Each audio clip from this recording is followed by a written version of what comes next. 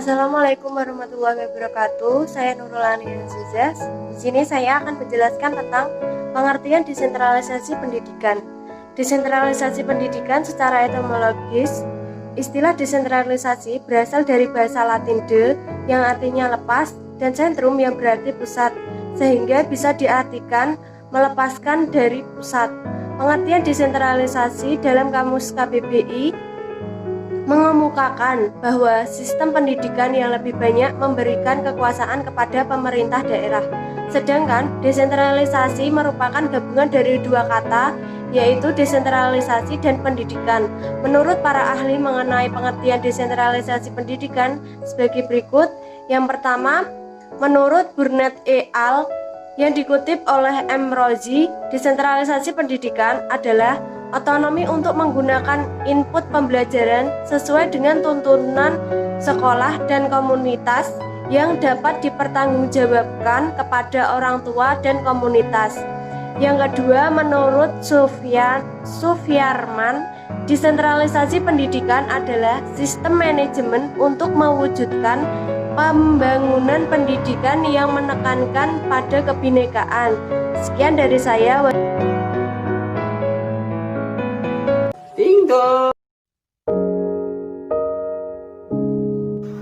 Saya akan melanjutkan pembahasan tentang tujuan desentralisasi pendidikan. Seperti yang kita ketahui, setiap keputusan pasti memiliki tujuan ke depannya, sama halnya dengan desentralisasi pendidikan. Adapun tujuan dari desentralisasi pendidikan dibagi menjadi dua konsep.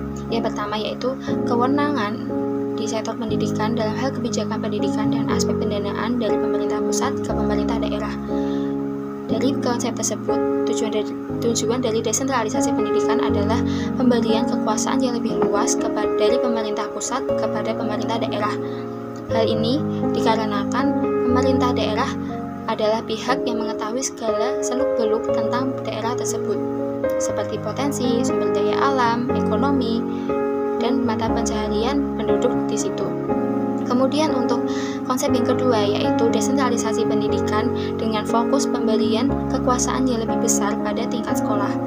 Dari konsep tersebut, tujuan desentralisasi pendidikan adalah meningkatkan kualitas belajar mengajar ataupun proses belajar mengajar di daerah tersebut.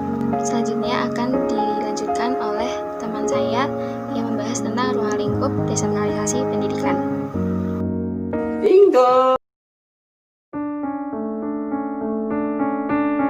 Saya di sini akan melanjutkan dari pemakalah yang sebelumnya sudah dipaparkan, yaitu saya akan melanjutkan ruang lingkup desentralisasi pendidikan. Elemen desentralisasi yang memperkuat akuntabilitas pendidikan di daerah adalah satu, kepemimpinan, yaitu kepala sekolah yang dipilih oleh komite sekolah dengan menggunakan kriteria yang transparan dan program pengembangan sekolah disusun pada tingkat lokal.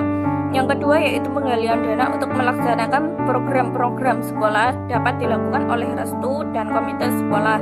Yang ketiga yaitu guru dengan kualifikasi baik harus komitmen terhadap siswa dan sekolah. Yang keempat yaitu kewenangan sekolah diberikan untuk mengubah kurikulum. Jika pendidikan diatur secara sentralistik menghasilkan fenomena sebagai berikut, yaitu satu, pertama, lamban berubah dan beradaptasi. Yang kedua yaitu bersifat kaku. Yang ketiga normatif orientasi karena berlapis birokrasi. Yang keempat yaitu memasung kreativitas guru dan siswa. Yang kelima yaitu tradisi dan seremoni penuh kepalsuan.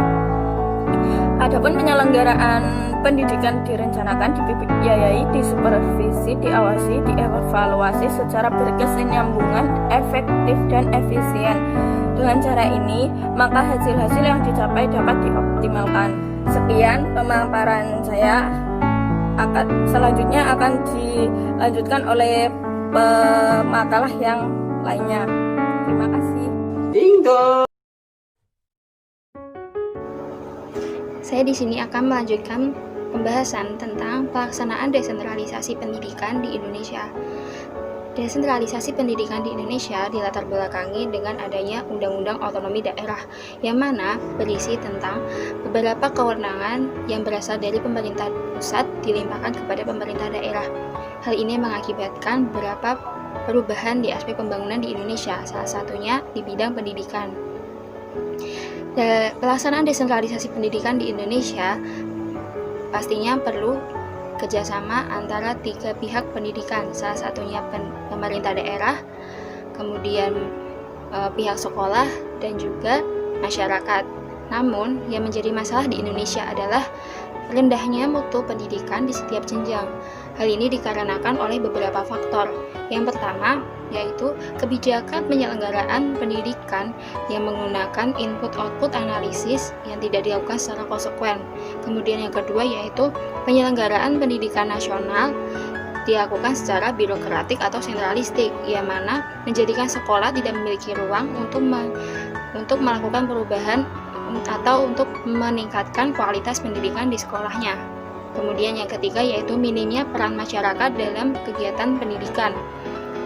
Memang banyak masyarakat yang berpartisipasi dalam penyelenggaraan pendidikan, namun kebanyakan dari mereka berpartisipasi dalam bentuk dana, tidak dalam bentuk perencanaan, pengawasan, pelaksanaan, dan evaluasi dari berbagai kegiatan pendidikan. Dari permasalahan tersebut, ternyata kebijakan adanya otonomi daerah belum sepenuhnya dilaksanakan, sebab pada dasarnya dalam pelaksanaan kebijakan lebih bertumpu pada kesiapan dari daerah itu sendiri, seperti kesanggupan pihak di dalamnya, seperti sumber daya manusia dan pemahaman manusia tersebut tentang otonomi daerah, sehingga pelaksanaan desentralisasi pendidikan di Indonesia belum sepenuhnya terlaksana, karena ada beberapa daerah yang belum menyanggupi kebijakan tersebut dengan baik. Sekian penjelasan dari kami tentang desentralisasi pendidikan. Apabila ada kesalahan, mohon dimaafkan. Wassalamualaikum warahmatullahi wabarakatuh. Wassalamualaikum warahmatullahi wabarakatuh. Wassalamualaikum warahmatullahi wabarakatuh.